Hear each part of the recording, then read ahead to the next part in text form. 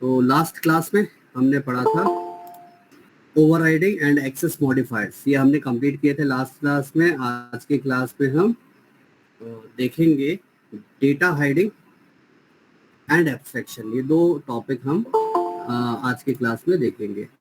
तो स्टार्ट करते हैं। यहाँ पर मैं एक प्रोजेक्ट क्रिएट कर देता हूँ। प्रोजेक्ट कौन सा? Java project. Then next,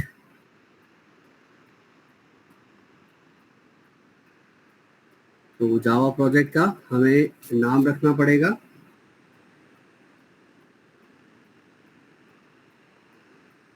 okay, क्या हो गया इसको?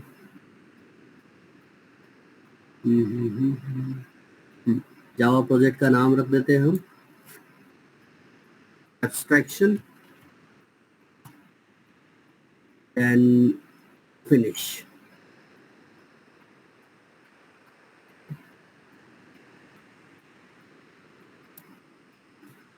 ओके, ये प्रोजेक्ट हमारा ओपन हो गया है। मैं विंडो पे जाके शो व्यू और यहाँ पर प्रोजेक्ट एक्सप्लोरर निकाल देता हूँ। ये रहा।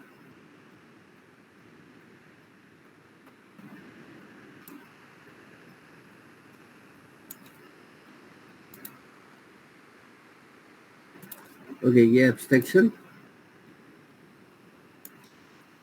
और एब्स्ट्रैक्शन हमारा एक प्रोजेक्ट है। उस प्रोजेक्ट के अंदर हम यहाँ पर एक फाइल क्रिएट कर लेते हैं जिसका नाम रख देंगे हम नोट्स। तो यहाँ पर हम क्रिएट कर रहे हैं फाइल। अदर में जाएं और यहाँ पर सर्च कर लेते हैं हम फाइल।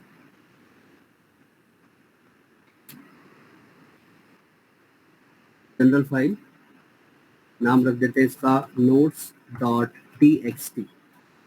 Then finish. तो यहाँ पर हम नोट्स बनाते जाएंगे।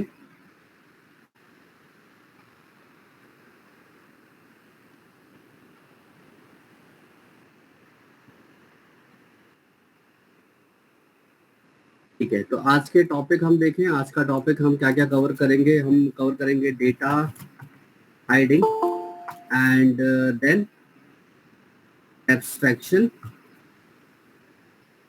और एब्स्ट्रैक्शन में भी हम कंप्लीट करेंगे abstract class and interface. Okay, तो चलिए स्टार्ट करते हैं। तो सबसे पहले डेटा हाइडिंग। तो what is data hiding? Point यहीं से हम स्टार्ट करें। Point number 1, what is data hiding? Data hiding क्या होती है? तो we use encapsulation. We use encapsulation concept to achieve data hiding. नाम से समझ में आ रहा है डेटा हाइडिंग क्या है? कि डेटा को छुपाना। और छुपाना किससे? यहाँ पर छुपाने का मतलब क्या है ना? तो अभी तो ध्यान रखिए, डेटा हाइडिंग मतलब डेटा को छुपाना। और डेटा को छुपाना ये कैसे अचीव कर सकते हैं? हम कैसे छुपा सकते हैं? By using encapsulation concept. Encapsulation concept का हम यूज कर सकते हैं।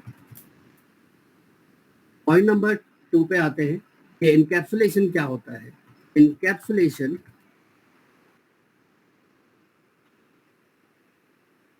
Is a process of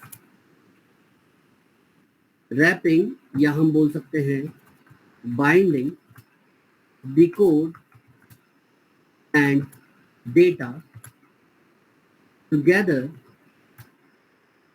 into a single unit.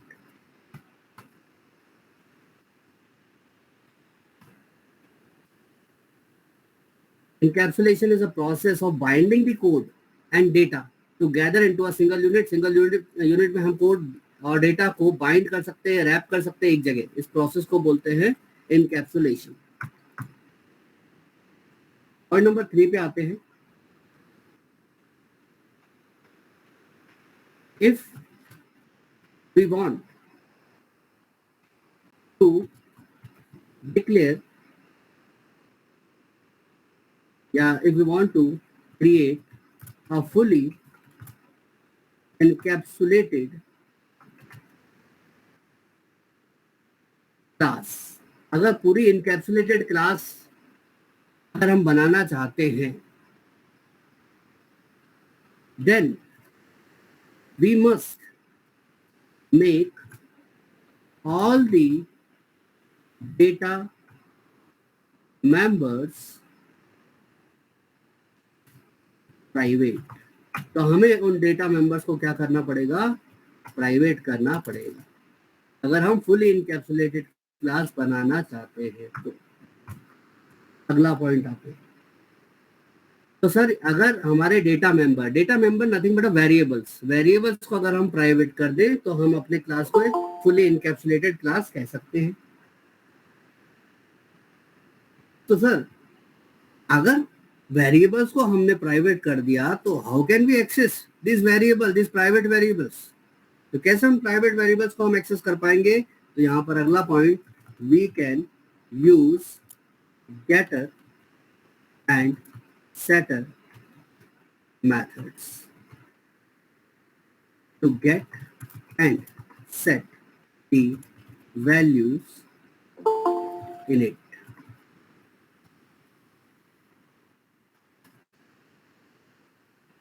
तो हम यहाँ पर गेटर या सेटर मेथड का यूज कर सकते हैं। गेटर सेटर मेथड का यूज कर सकते हैं इन वैल्यूज को सेट मतलब स्टोर करवाने के लिए और गेट मतलब निकालने के लिए कर सकते हैं, अगर मेंबर हमारा प्राइवेट है तो।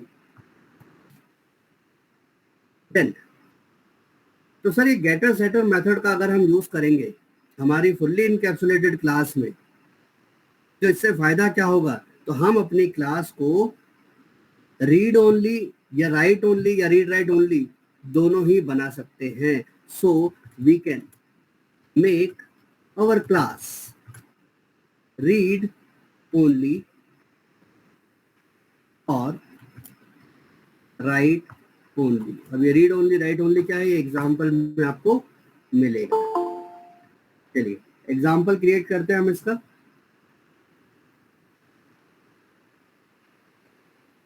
तो यहाँ पर मैं एक क्लास क्रिएट कर रहा हूँ, मॉड्यूल की तो मुझे जरूरत नहीं है तो इसको हटा देते हैं।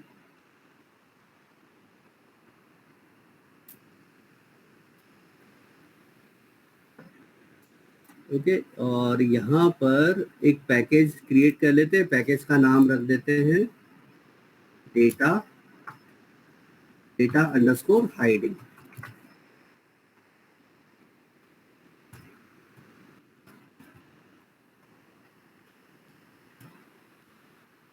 Data underscore hiding. तो ये पैकेज एक क्रिएट कर लिया। इस पैकेज के अंदर हम एक क्लास क्रिएट कर देते हैं, क्लास, और क्लास का नाम रख देते हैं data hiding example1। Data hiding example1 और मेन मेथड इसमें क्रिएट कर देते हैं। ओके, तो डेटा हाइडिंग example1 ये हमारी क्लास क्रिएट हो गई है।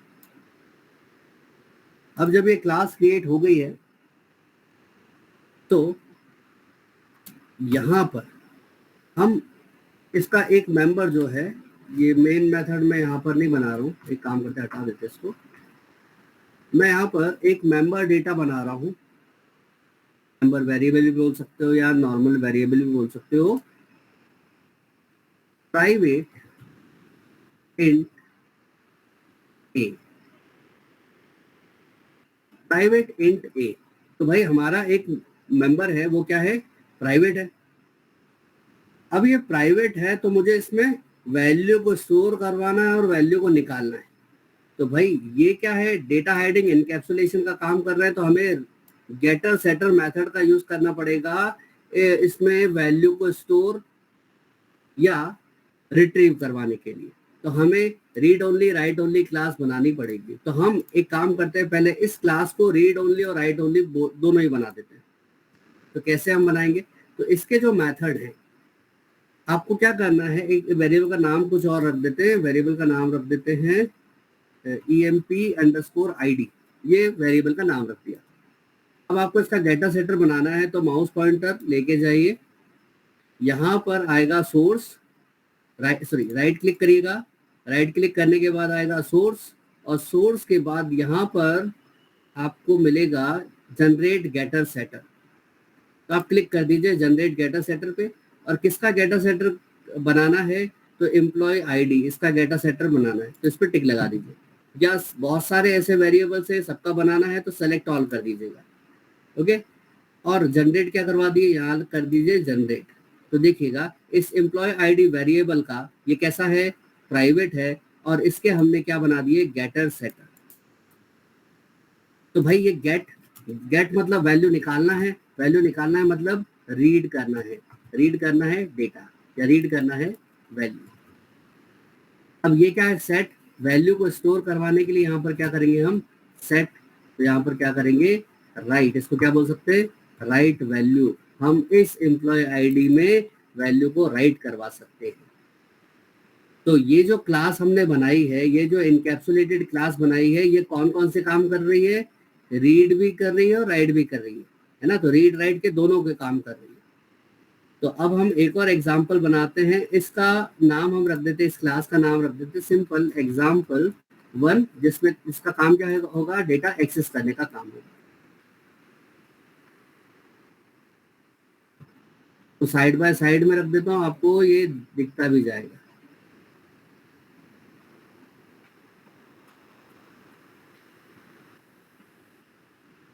ओके, देखिए, तो हमारी ये जो इनकैप्सुलेटेड क्लास है, ये क्या है, डेटा हाइडिंग एग्जाम्पल 1 इस क्लास का नाम है ना।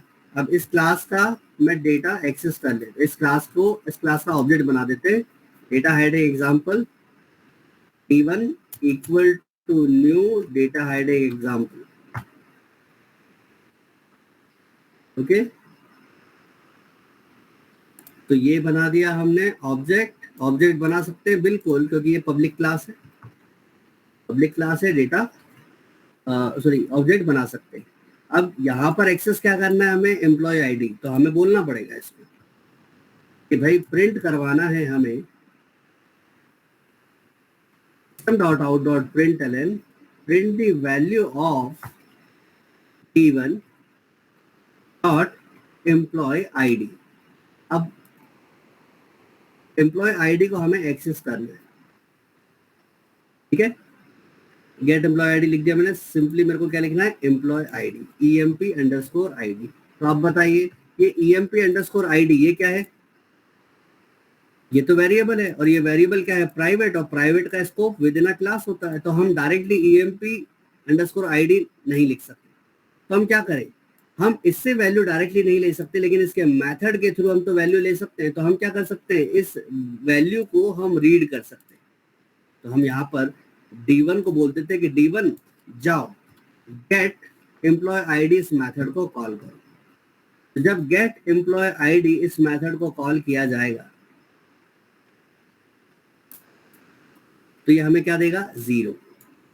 क्यों 0 दिया, क्योंकि यहाँ पर कंस्ट्रक्टर इस वेरिएबल में वैल्यू क्या कर देगा, 0 इनिशियलाइज कर देगा। अगर कोई वैल्यू इनिशियलाइज नहीं होती तो कंस्ट्रक्टर 0 इनिशियलाइज कर देगा। तो यहाँ पर इसका आंसर क्या मिला, 0। ओके, नाउ नेक्स्ट, सर हम एक काम करते हैं, पहले वैल्यू को सेट करवा देते हैं, राइट करवा देते हैं। तो क्या बोले, D1 dot set employ ID, और एम्प्लॉय आईडी अब सेट कर देते हैं 101 या 1001, ये हमने सेट कर दिया। और वैल्यू यहाँ पर सेट कर दिया, तो D1 डॉट सेट 1001। अब ये सेट एम्प्लॉय आईडी इस मेथड को कॉल किया, और क्या कॉल हो, यहाँ पर एम्प्लॉय आईडी की वैल्यू कितनी हो गई, 1001। और ये 1001 कहाँ जाके स्टोर हो जाएगा, इस क्लास के एम्प्लॉय आईडी में, यानी कि इसकी वैल्यू कितनी हो जाएगी, 1001। अब जब ये 1001 हो चुका है तो वापस हम क्या करें, करवा लेते हैं, प्रिंट कराए कि D1 बता, D1 कॉल करेगा गेट एम्प्लॉय आईडी, एम्प्लॉय बता तेरी आईडी क्या है। तो यहाँ पर वो आईडी कितनी देगा, 0। जब हमने सेट नहीं करी थी वैल्यू, जब सेट कर दी तो वैल्यू कितना दिया, 1001। ठीक है, यहाँ पर हमें कितना मिल गया, 1001। तो ये जो क्लास है ये क्लास अभी दोनों काम कर रही है, रीड का भी और राइट का, ठीक है। ये क्लास अभी दोनों काम कर रही है। तो अभी हमने क्या देखा, रीड राइट बोथ, ठीक है, रीड राइट बोथ। इसका नोट्स में भी हम डाल देते, ये डेटा हेडिंग एग्जाम्पल 1 ये हमारी क्लास है, और इसका एग्जाम्पल 1। मैं दो अलग अलग क्लास बना रहा हूँ ताकि डेटा कैसे एक्सेस किया जाता है वो हमें मिल जाए। नाउ एग्जाम्पल 2, मैं एग्जाम्पल में लिख दूं, read and right both, read write both हो रहा है। अब हम सिर्फ रीड ओनली क्लास बनाते हैं। रीड ओनली क्लास मतलब इस क्लास को सिर्फ रीड किया जा सकता है, राइट नहीं किया जा सकता।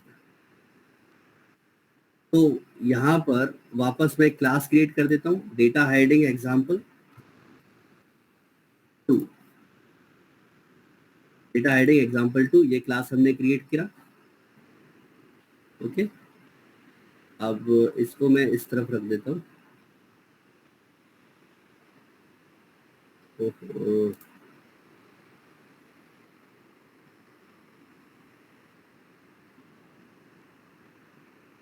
चलो इधर आया, ठीक है, कोई बात नहीं।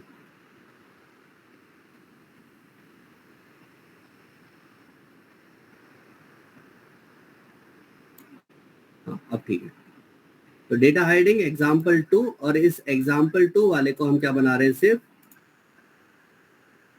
Read only. अब रीड ओनली करना है तो राइट वाला मेथड हम क्या कर दें, हटा दें, और यहाँ पर एक वैल्यू हम फिक्स कर दें, नहीं तो बार बार क्या देगा, 0 कर दे देगा। तो यहाँ पर 2000 दे देते हैं। अब आप यहाँ पर डेटा हाइडिंग एग्जाम्पल 2 का हम ऑब्जेक्ट क्रिएट कर देते हैं। तो ये ऑब्जेक्ट क्रिएट हो गया। अब देखिएगा, ये जो डेटा हाइडिंग एग्जाम्पल 2 है, इसको हमने क्या बनाया, सिर्फ रीड ओनली क्लास बनाया, सिर्फ रीड कर सकते हो। तो भाई आप क्या कर सकते हो, आपके पास मान लीजिए एक एडमिन पोर्टल है और एक यूजर पोर्टल है। एडमिन डेटा को रीड राइट दोनों करवा सकता है, लेकिन यूजर डेटा को सिर्फ रीड करवा सकता है। तो हम यूजर के लिए कौन सी क्लास बना के तैयार रख दें, रीड ओनली। ये क्या करेगा, सिर्फ डेटा को रीड करने का काम करेगा, गेट करने का काम करेगा। हमने इस यूजर के लिए राइट वाला कोई मेथड बनाया नहीं है, सेट मेथड, सेटर मेथड बनाया नहीं है। तो क्या सेट कर पाएगा वैल्यू, नहीं। तो देखिए यहाँ पर क्या दे रहा है, error, because data heading example 2 is a read only class. सिर्फ आप वैल्यू को रीड कर सकते हो, राइट नहीं कर सकते। अब देखेंगे रीड किया तो हमें क्या मिलेगा, यहाँ पर 2000, ये देखिएगा 2000। लेकिन क्या हम यहाँ पर सेट कर पा रहे हैं इस वैल्यू, यहाँ पर इस प्राइवेट मेंबर को नहीं कर पाएंगे, बिकॉज ये तो सिर्फ रीड ओनली क्लास। क्लियर। तो ये कंसेप्ट हुआ अपना रीड ओनली का।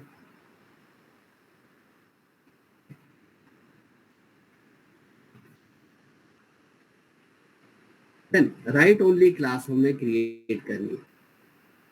राइट ओनली जैसे कि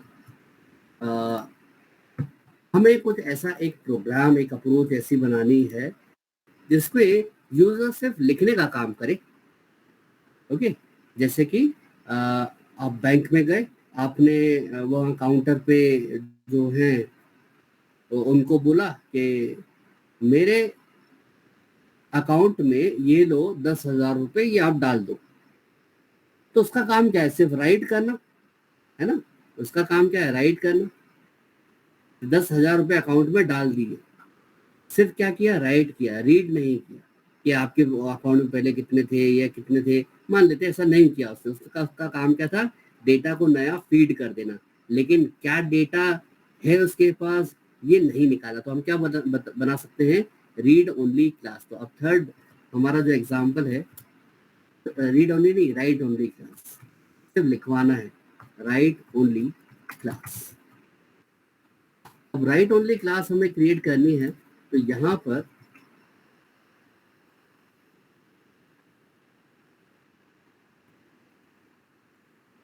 data hiding example 3,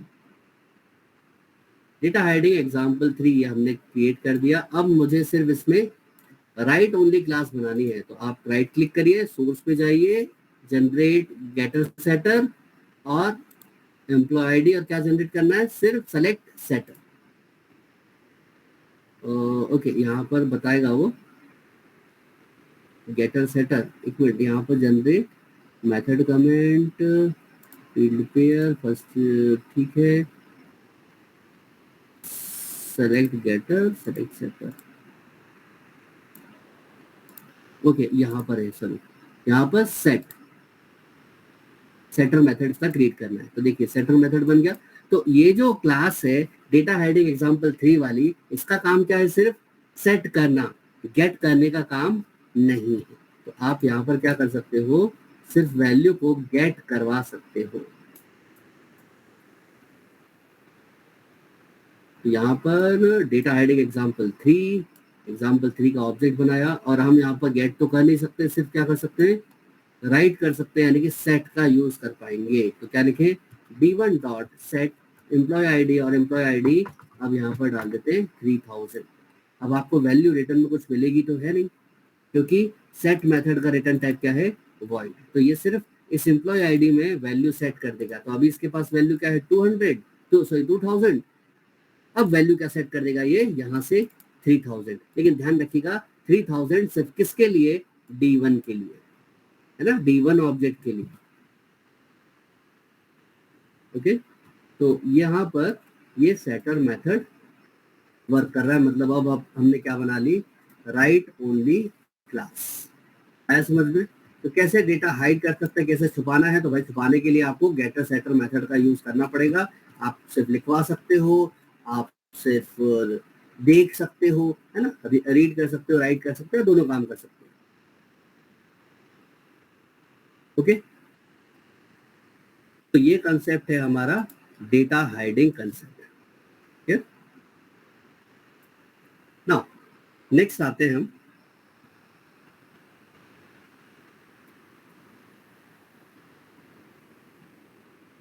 next concept हम लेके आते हैं जो है एब्स्ट्रैक्ट क्लास, सॉरी एब्स्ट्रैक्शन वाला। कहाँ गए नोट्स में, ये रहा।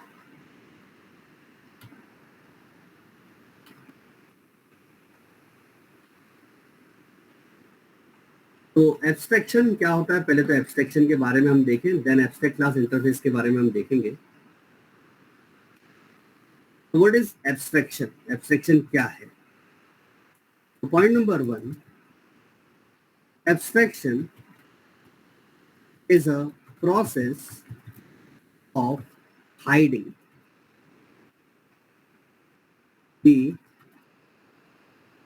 implementation details and showing only functionality to the user।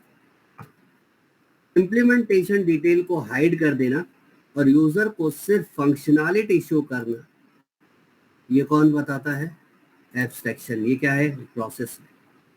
अब देखो यहाँ पर भी एक पॉइंट आया हाइडिंग।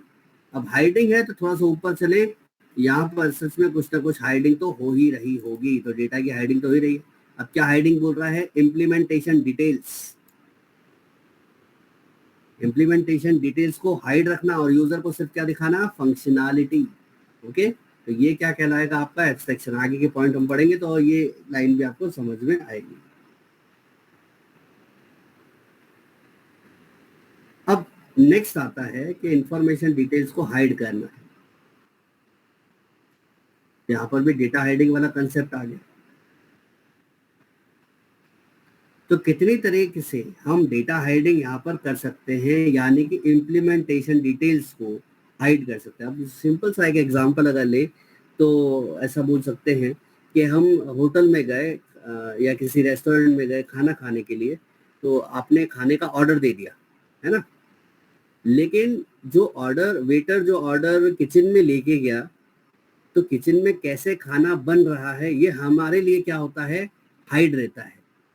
ठीक है, और हमें सिर्फ खाना बनने के बाद परोस के दे दिया जाता है।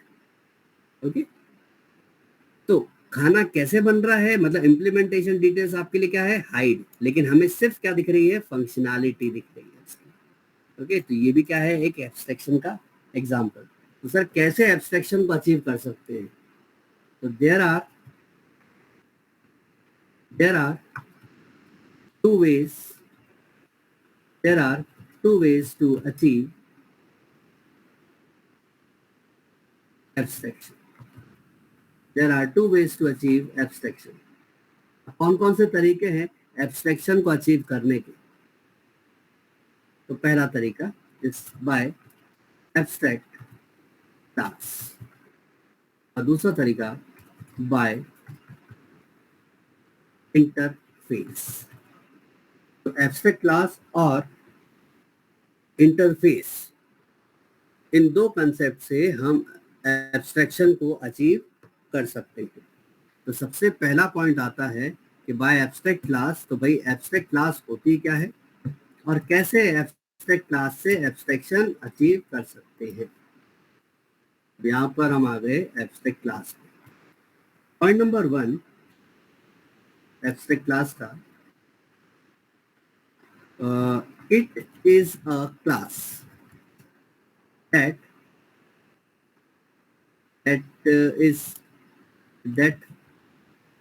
declared as abstract। अगर क्लास को हम एब्स्ट्रैक्ट डिक्लेयर कर दें तो वो क्या बन जाएगी? Abstract class. फॉर एग्जांपल, इस लाइन का एग्जांपल हम यहाँ पर लिख देते हैं। यहाँ पर हमने एक क्लास बनाई, क्लास का नाम रखा हमने टेस्ट। ये टेस्ट क्लास का स्कोप, ये तो एक नॉर्मल क्लास है। इस नॉर्मल क्लास को अगर हम एब्स्ट्रैक्ट डिक्लेयर कर देते हैं तो क्या बन जाएगी? Abstract class. Okay, it is a class that declared as abstract, is known as abstract class. अब नेक्स्ट है, अगर आप एब्स्ट्रैक्ट क्लास बना रहे हो तो उसका चाइल्ड क्लास बनाना कंपलसरी है। तो abstract class needs to be extended and its method implemented।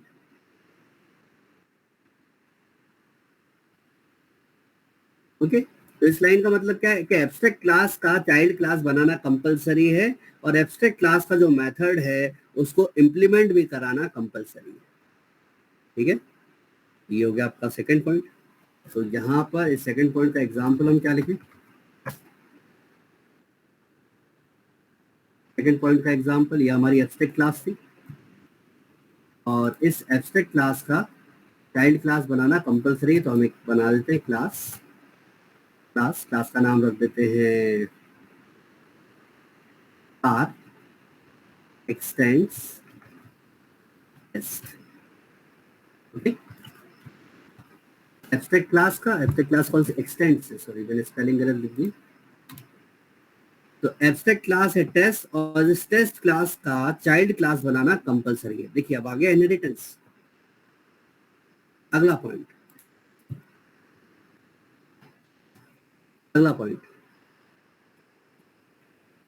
we cannot create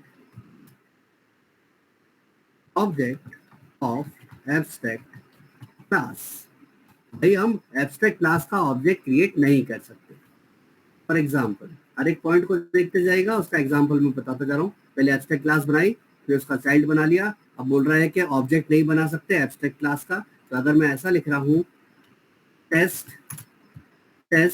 t1 equal to new test, अगर ये एग्जाम्पल अगर ये हम लेते हैं तो ये क्या है? इनवैलिड, बिकॉज लाइन नंबर 3 का जो वायलेशन हो रहा है। तो सर क्या हम ऐसा कर सकते हैं? Car C1 equal to new car, हाँ जी बिल्कुल ऐसा कर सकते हो। ये क्या है? वैलिड है। और दूसरा test C1 equal to new car, ये भी क्या है? वैलिड है। ये भी क्या है? वैलिड। अब वैलिड क्यों? आप ये मत बोलना कि टेस्ट क्लास का ऑब्जेक्ट है। ऑब्जेक्ट कार क्लास का है, यूज कौन कर रहा है? टेस्ट। तो एब्स्ट्रैक्ट क्लास का ऑब्जेक्ट क्रिएट नहीं कर सकते, लेकिन एब्स्ट्रैक्ट क्लास दूसरी क्लास का ऑब्जेक्ट या अपने चाइल्ड क्लास का ऑब्जेक्ट यूज कर सकता है। ये वैलिड है। ओके, हो गया ना। नेक्स्ट पॉइंट नंबर 4 पे आते हैं, एब्स्ट्रैक्ट क्लास पे। एब्स्ट्रैक्ट क्लास में हम आते हैं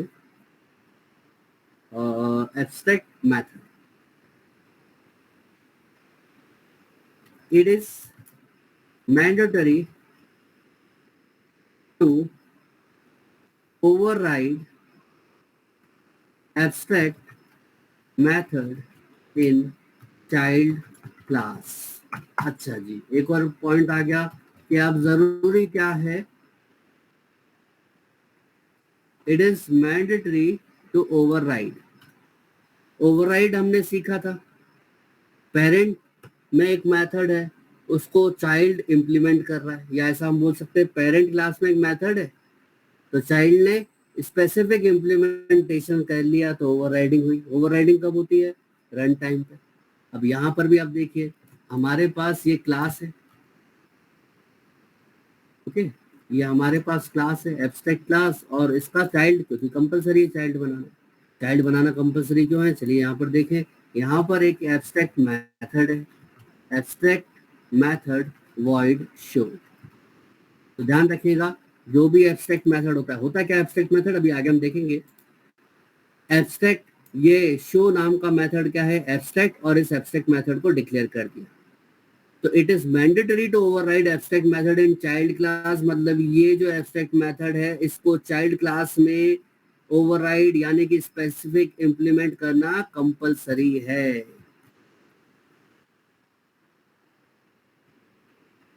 तो यहाँ पर इंप्लीमेंट करना कंपलसरी है। तो ये है एब्स्ट्रैक्ट मेथड, और इस एब्स्ट्रैक्ट मेथड को चाइल्ड में इंप्लीमेंट करना, देखिए यहाँ पर डिक्लेयर किया है और यहाँ पर इंप्लीमेंट किया है। इंप्लीमेंट करना कंपलसरी है, नहीं करोगे एरर दे देगा। ओके, अब धीरे धीरे करके बात कहाँ पर आ गई है? एब्स्ट्रैक्ट मेथड पर। तो अब अगला पॉइंट हम यही देखेंगे, एब्स्ट्रैक्ट मेथड क्या है। एब्स्ट्रैक्ट मेथड,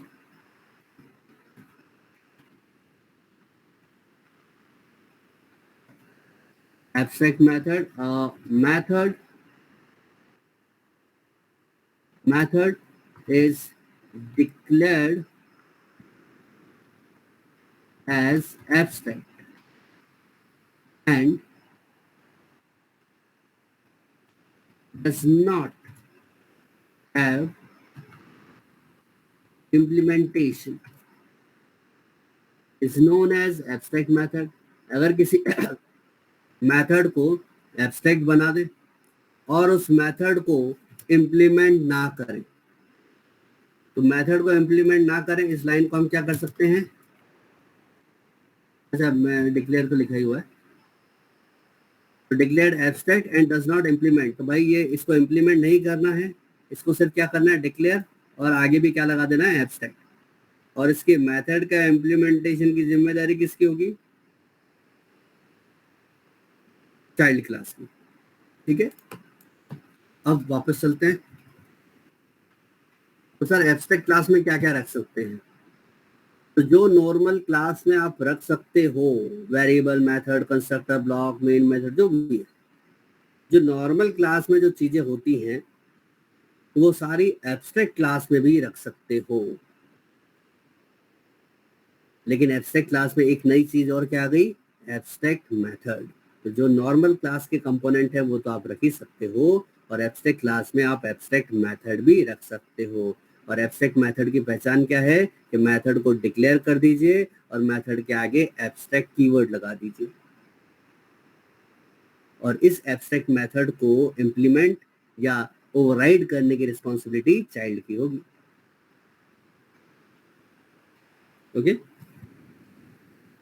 अब यही पॉइंट मैं लिखवा देता हूं। Abstract class can have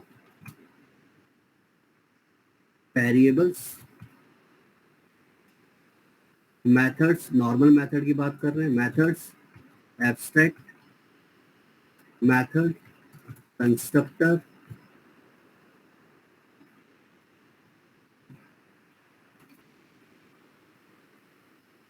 constructors, even main method भी रख सकते हो। क्लियर? बस जो चीजें नॉर्मल क्लास में होती है वही एब्स्ट्रैक्ट में होती है, लेकिन एब्स्ट्रैक्ट में एक चीज और बढ़ जाती है, वो है एब्स्ट्रैक्ट मेथड। अच्छा, एक और पॉइंट लिखवा देते हैं। If there is any abstract method in a class, then class should be abstract. अगर क्लास के अंदर एब्स्ट्रैक्ट मेथड दिख जाए तो समझ जाना कि वो क्लास भी क्या है, एब्स्ट्रैक्ट है। तो अगर किसी क्लास में एब्स्ट्रैक्ट मेथड है तो उस क्लास को भी एब्स्ट्रैक्ट होना कंपलसरी है, उस क्लास को भी एब्स्ट्रैक्ट होना चाहिए। क्लियर? आया समझ में? तो ये एब्स्ट्रैक्ट मेथड का जो थ्योरेटिकल पार्ट है वो हमने देखा। अब आते हैं इसके पे।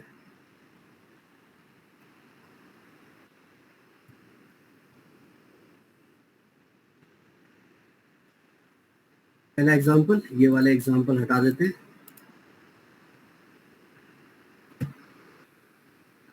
एक नया पैकेज हम क्रिएट कर लेते हैं और इस पैकेज का नाम रख देते हैं एब्स्ट्रैक्शन। और इस एब्स्ट्रैक्शन पैकेज में पहला एक हम बना देते हैं एक class abstraction ex1 example1, abstraction example1। Abstraction ना ही रख के हम कुछ और रख देते हैं, इसको रख देते हैं test1। ओके, test1 रख देते हैं और फिनिश मार देते हैं। तो ये test1 क्लास है, नॉर्मल क्लास है, इसको मुझे क्या बनाना है, एब्स्ट्रैक्ट। तो आगे क्या लगा देंगे, एब्स्ट्रैक्ट। तो ये क्लास क्या बन गई, एब्स्ट्रैक्ट क्लास। ठीक है, अब इस एब्स्ट्रैक्ट क्लास के अंदर हम एक मेथड रख देते हैं, एक वेरिएबल रख दें पहले तो, int temp equal to 1000 void show।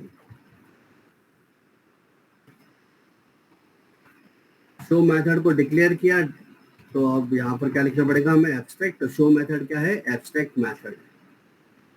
एक नॉन एब्स्ट्रैक्ट मेथड भी बना देते हैं, यानी कि normal method display, void display, ये डिस्प्ले मेथड। और यहाँ पर हम कुछ डिस्प्ले करवा देते हैं।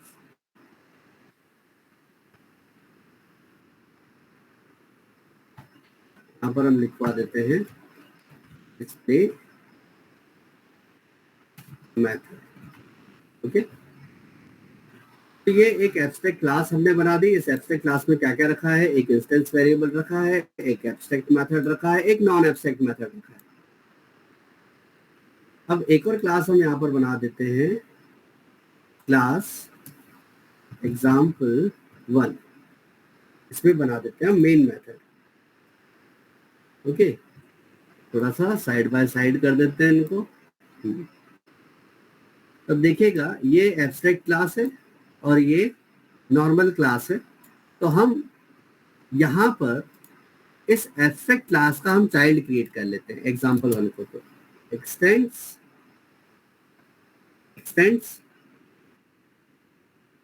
क्लास का नाम क्या है, test1। अब आप थोड़ा सा ध्यान से देखो, जैसे ही मैंने एक्सटेंड्स test1 किया तो ये एग्जाम्पल यानी कि इस क्लास पे आपको क्या दिखने लगा, एक रेड कलर की अंडरलाइन दिखने लगी, मतलब एक एरर दे रहा है।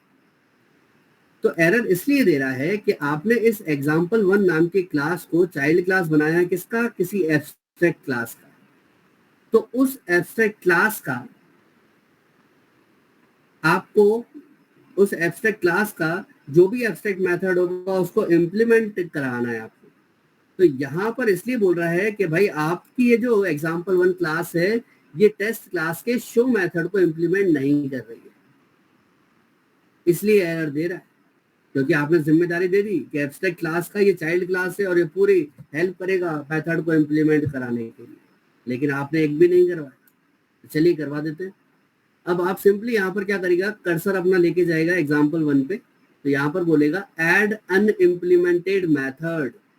Okay, add unimplemented method. अब कौन सा मेथड अनइम्प्लीमेंटेड है? एब्स्ट्रैक्ट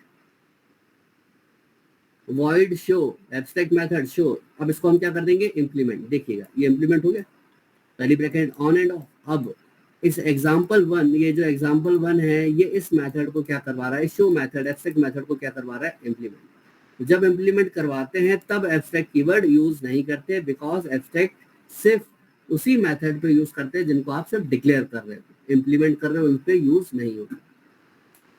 ओके, तो यहाँ पर हम क्या करें? यहाँ पर हम लिखवा देते हैं शो मेथड इम्प्लीमेंटेड।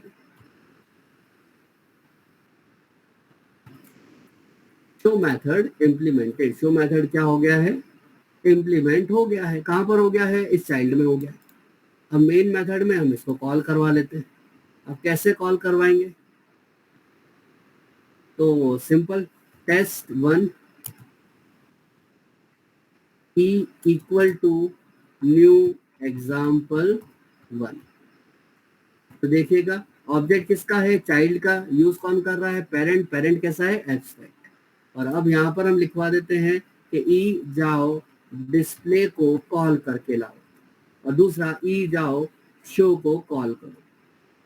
तो ई डॉट डिस्प्ले, तो ई किसके लिए काम कर रहा है? एब्स्ट्रैक्ट क्लास T1 के लिए काम कर रहा है। तो ई ने डिस्प्ले को कॉल किया तो डिस्प्ले मेथड कॉल हो गया, और क्या लिखा आ गया? Display method. अब ई डॉट शो, अब ई डॉट शो जैसे ही कॉल हुआ तो कौन सा कॉल हो जाएगा? ये मेथड। अब यहाँ पर देखा कि ये मेथड तो एब्स्ट्रैक्ट है, तो ये भी हम समझ जाएगा कि पक्का इसके चाइल्ड ने इसका इम्प्लीमेंटेशन किया होगा। तो चाइल्ड के पास जाएगा और क्या मिल जाएगा? इसका शो मेथड इम्प्लीमेंटेड, यानी कि यहाँ पर भी शो मेथड इम्प्लीमेंटेड शो हो जाएगा। रन करवाएं, देखिएगा abstract method, non abstract method दोनों ही यहाँ पर रन हो रहे हैं। सबसे पहले डिस्प्ले मेथड और दूसरा शो मेथड इम्प्लीमेंटेड, ये दोनों ही कॉल हो गए। ठीक है,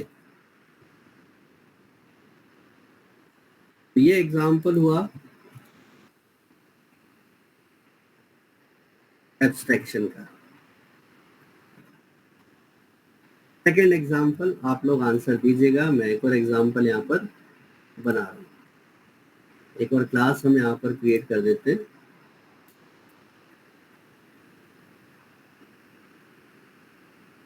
क्लास का नाम रख देते हैं test2,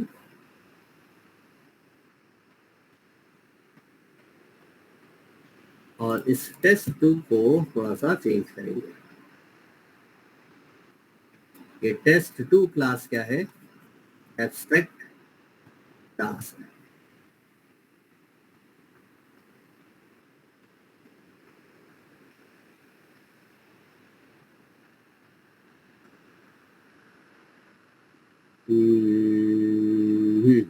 चलो एक और काम करते हैं, एक और क्लास क्रिएट करते हैं। एक क्लास और इस क्लास का नाम हम रख देते हैं test3 क्लास test3। यहाँ पर एक इम्प्लीमेंटेशन क्लास हमें मिल गई example1, और एक test2 क्लास हमें मिल गई, एक test3 क्लास मिल गई। ओके, अब ये जो example1 क्लास है, मैं इसको नॉर्मल क्लास बना देता हूँ। ये नॉर्मल क्लास है, इसका काम है सिर्फ डेटा को एक्सेस करना, कॉल करना, बस। ठीक है,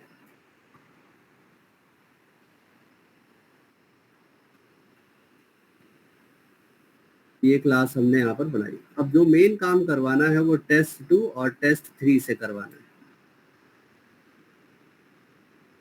तो test2 एक एब्स्ट्रैक्ट क्लास है और test3 एक नॉर्मल क्लास है। ये normal class x tends test2, normal class x tends test2। मतलब ये एब्स्ट्रैक्ट क्लास है, ये नॉर्मल क्लास है, और नॉर्मल क्लास किसको एक्सटेंड कर रही है? एब्स्ट्रैक्ट क्लास को। अब इस एब्स्ट्रैक्ट क्लास में एक मेथड मैं क्रिएट कर देता हूं, abstract run, abstract void run, abstract void run. और यहाँ पर इस एब्स्ट्रैक्ट क्लास में हम कंस्ट्रक्टर बना सकते हैं, तो test2 का कंस्ट्रक्टर हम यहाँ पर क्रिएट कर देते हैं, ठीक है। और यहाँ पर मैं कुछ वैल्यू प्रिंट करा देता हूँ, system.out.println,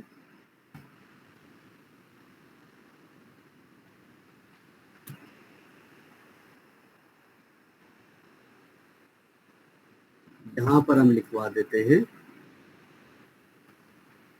bike is created, bike is created,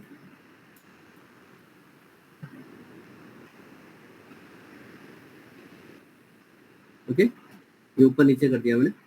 तो यहाँ पर test2 क्लास में एक हमने एब्स्ट्रैक्ट मेथड बनाया रन और एक कंस्ट्रक्टर बनाया और इसमें हमने लिखवा दिया बाइक इज क्रिएटेड, ओके। एक मेथड और क्रिएट कर देते हैं,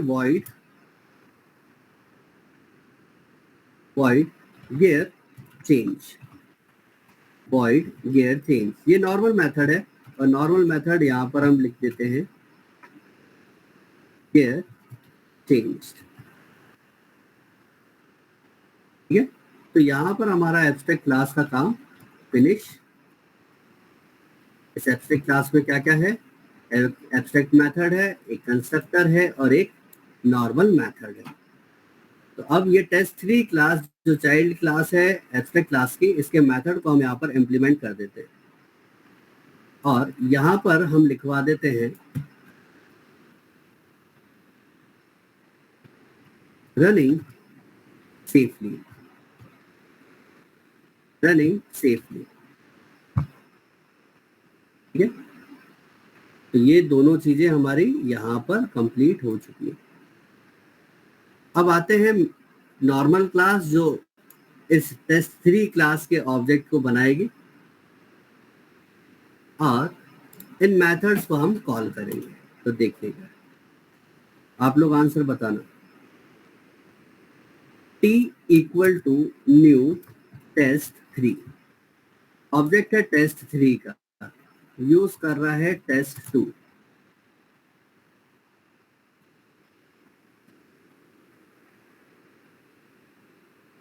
ओके, यूज कर रहा है test2।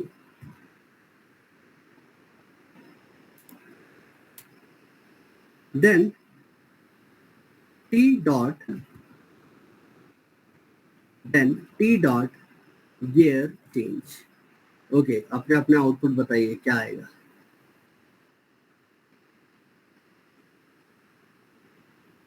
Bike is created, running safely, gear changed. Very good. Bike is created, running safely, or gear changed. Okay, very good. सही आंसर। तो जैसे ही ऑब्जेक्ट बना कंस्ट्रक्टर कॉल हुआ, कंस्ट्रक्टर किसका कॉल हो जाएगा, पेरेंट का, पेरेंट का कंस्ट्रक्टर जैसे कॉल हुआ, क्या लिखा, bike is created. Then T dot run, run method का इम्प्लीमेंटेशन यहाँ पर हुआ है तो running safely. T dot gear change एक नॉर्मल मेथड है तो गियर चेंज लिखा है,